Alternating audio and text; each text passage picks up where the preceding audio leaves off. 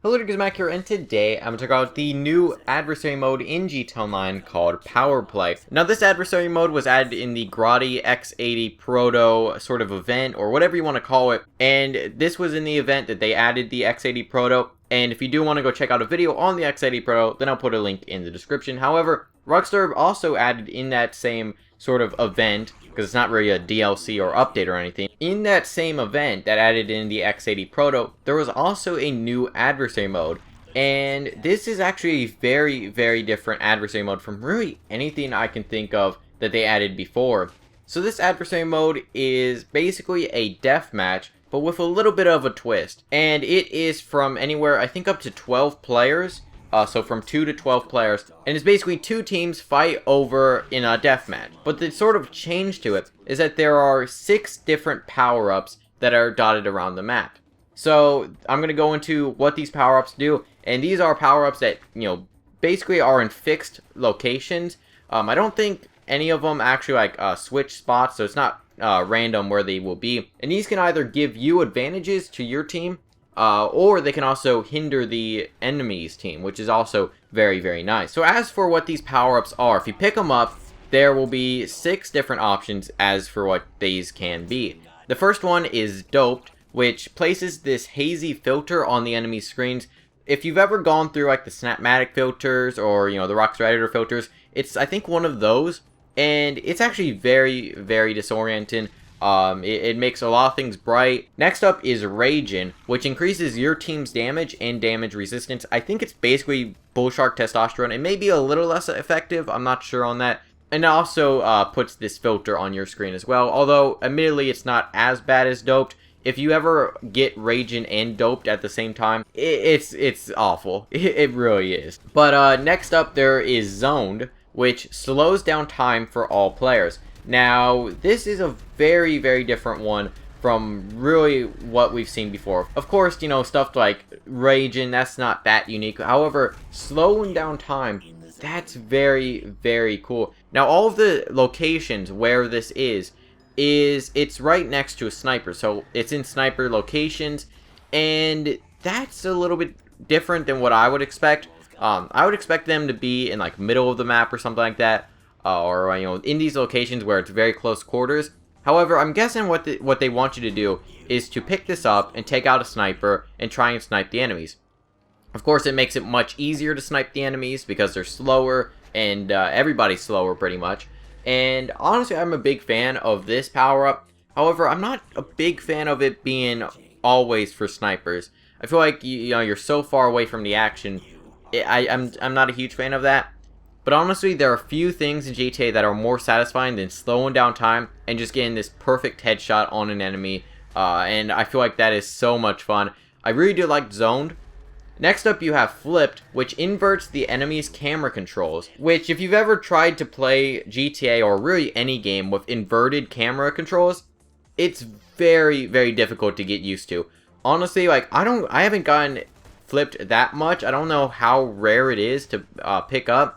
But if you ever do get flipped, it is pretty different. And what makes this so effective is that it's actually, I would say, one of the most effective power-ups you could get, because a lot of the enemies have never played inverted. And myself included, I never play inverted, and I have all this muscle memory of, if I want to look right, I move my analog stick to right.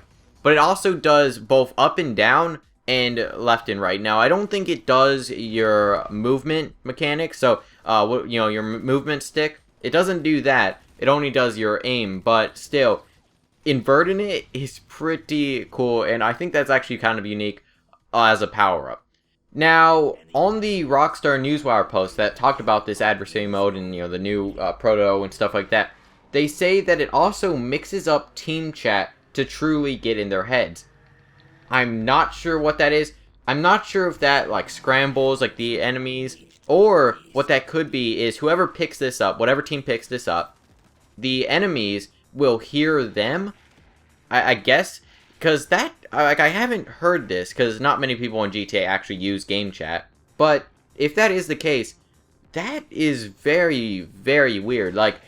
Honestly, if that is the case, where the enemies can hear your voice, that could be pretty funny, because you could say like, oh, enemy behind you, you know, whoever you want to talk to, and they're on the enemy team, and they look behind them, and then you just come up to them and kill them with the beast. And this could also work well with the next power-up, which is Dark. Now, this is basically off the radar for your entire team. That's pretty much it. It is pretty decent, I will admit. And then next up is Beasted. Now, if you pick this up, you will be turned into the Beast. Now, this is the Beast from the Beast vs. Slasher Adversary Mode. It's also the Beast from the Hunt the Beast free mode event. And that's a pretty cool thing. Although I would admit, it's a little overpowered. You have a lot of health, you have very fast speed, and overall, it's a little overpowered. And if you ever do get into contact with a enemy beast, always try and melee that beast. Then, if one of your friends could also like hold out a grenade or something and throw it at him, that will do a lot of damage. And then shotgun the beast in the face while he's on the ground. Try and do that, because that's probably the best way to take care of the beast. Also, if you're ever on like a platform, or if you are next to, say, some cover or something, try and like jump on the cover and stuff like that, because that's one thing. While the beast does have very fast speed, and he also can jump super high, he also has invisibility, by the way. Always make sure that you can go invisible, because that's another very good tactic as the beast.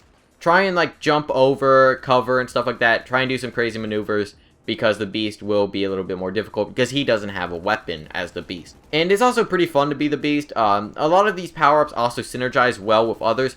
Now, you as a player cannot pick up more than one power-up at a time. However, they do seem to stack with other players, so if one of your teammates does it, then you should be able to get that. A lot of these do work well with each other. You know, Raging and Zoned, or Doped and Flipped, or Dark and Beasted, or whatever. A lot of these actually work out pretty well, so that is very good. There's also one final power-up, which is random. Basically, any power-up is available, but it also seems to be very rare. I don't see that too often on the map, although maybe that's just because, you know, it doesn't actually tell you that it's random. Also, one of the things that you'll actually notice with this adversary mode is, one, it seems to have a unique soundtrack, which is very cool. Sounds like this 80s, you know, arcade game soundtrack, which is kind of nice.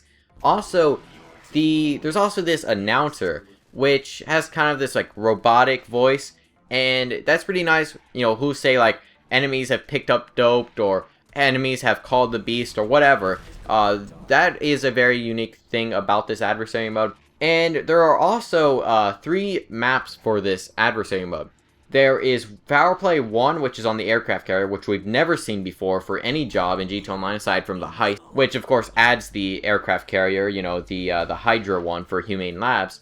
And then there's also another one at Vespucci Beach, which is kind of decent. And then finally, Power Play 3 at the Broke Prison. I'm not a huge fan of Power Play 3 at the prison. It's just, I'm not a huge fan of it. But Power Play 1 and 2 are very good in my opinion. However, I put a lot more time into Power Play 1 than 2 and 3, because I've been playing the playlist, which, by the way, is double money in RP for, I think, an entire week now. And by the time we get to Power Play 2 and 3, a lot of people have already left the game, and it's just not as fun there. But overall, it's a very, very nice adversary mode, and the maps are not that bad. I will admit, though, I would have liked a little bit smaller maps. I feel like sometimes they're a little bit big. I would have liked a little bit smaller maps. But I guess it kind of makes sense for like higher player counts and stuff. But overall, I would have liked a little bit smaller maps, because they do get a little bit slow at times where everybody's just in cover and stuff like that. And also, there are a few power-ups that are a little overpowered. I'd say the Beasted one is a little overpowered. I mean, you have so much health in there. You have, I want to say, the same amount of health as every other beast that they've ever added to the game. So that's 2,500 health. And that's a lot. That's going to take a lot of damage to take you out. You also have a lot of speed. However, you cannot stay the beast for that long. I think it's about maybe 15-20 seconds, something like that. But one thing that you do have to keep in mind with this adversary mode is that it's not serious. It really isn't. To have fun with this adversary mode is to not take it serious. To go, well, it's not exactly fair, but it's a lot of fun overall. And I feel like that's what you have to do with this adversary mode. You can't go and try and be competitive about this, because it's really not. You know, the entire theme is sort of like this arcade game anyways. So, I personally like the adversary mode. It may not be for everyone if they do want a more competitive experience, but if you are just looking for a lot of fun in GTA Online, and you're looking for an adversary mode that you don't have to take seriously, one that you can play with friends, because if you do play with friends on this adversary mode, it's a great experience. And if you play this with a lot of players, it can be very chaotic and very enjoyable as well. So let me know your thoughts on this adversary mode in the comments, and if you haven't been playing some of the recent adversary modes, don't sleep out on this one, because it is different than some of the other adversary modes, and it is very, very good. So I suggest go check out this adversary mode, and if you do need some money for the X80 Proto, or if you are recovering from money lost from that, then I suggest go try this adversary mode out, because it can give you quite a bit of money, and especially because it's double money, you'll get about almost $10,000 a round, and that may even be more if you'll get about $20,000 a round if you are doing a playlist. You know, the double money's only in the playlist, but the playlist contains all 3 adversary mode maps. So if you have played this adversary mode, let me know your thoughts on it in the comments. Did you enjoy it? Did you not? And if you didn't, what changes would you make to this adversary mode? But anyways, let me know your thoughts on that in the comments. Hope you enjoy. Feedback is inspiration. I'll see you guys in the next video.